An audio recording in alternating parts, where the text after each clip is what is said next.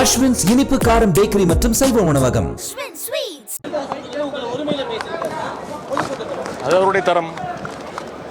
அவனும் பெருசாக ஆச்சரியப்படுறது ஒன்றும் இல்லையா. அவங்க பிரச்சனையை மடமாற்ற திசை திருப்ப முயற்சிக்கிறாங்க.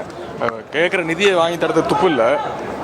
சவால் வர்றதுக்கெல்லாம் அதுக்கெல்லாம் ஒரு தமிழ்நாட்டு மக்கள் இவங்கெல்லாம் ஏற்கனவே கவுபேக் முடியும்னு சொல்லி மோடி அவர்கள் 2018 வரும்போது திருட்டுத்தனமாக வந்துட்டு செவருக்கெல்லாம் உடச்சிட்டு போனார்.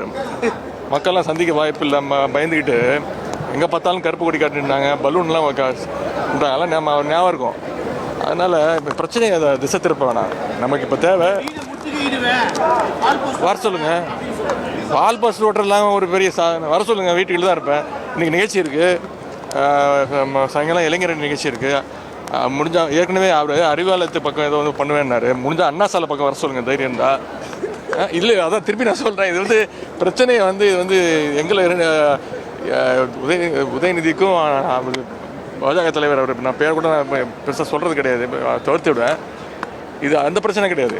தமிழ்நாட்டுடைய நிதி உரிமையை கேட்டு வாங்கணும். அதற்கு ஏதாவது முடிஞ்சால் ஏதாவது உபயோகமாக பண்ண முடிஞ்சால் அதை பண்ண சொல்லுங்கள். உதயநிதி ஸ்டாலின் அவர்களுக்கும் தரத்துக்கும் நார்த் போலுக்கும் சவுத் போலுக்கு இருக்கிற தூரம் தான். தரம் இல்லாத ஒரு அரசியல்வாதி தமிழ்நாட்டில் இருக்காருன்னா அது உதயநிதி ஸ்டாலின். தாத்தா பேரை அப்பா பேரை வச்சு ஓட்டிக்கிட்டு இருக்கார். நாங்கள் கேட்பது அடிப்படையில் ஆதாரத்தோடு கேள்வி கேட்கிறோம்.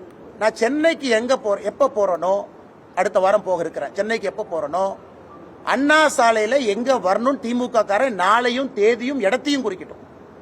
அண்ணா சாலைனா 19 எங்க, நீ இடத்த முடிவு பண்ணு. அண்ணா சாலைக்கு நான் வர்றேன், இடத்த குறிப்பிட. அண்ணா சாலைக்கு இங்க வாங்க, அண்ணா சாலைக்கு இங்க வாங்க. நான் தனியாளா வர்றேன். பாரதிய ஜனதா கட்சியினுடைய தொண்டர் யாரும் என் கூட வர மாட்டாங்க. தனியாளா ஒத்தாளா வர்றேன். நீ மொத்த படையும் திமுக படையும் மொத்த போலீஸ் போர்ஸை வச்சு நீ தடுத்து நிறுத்தி பாரு.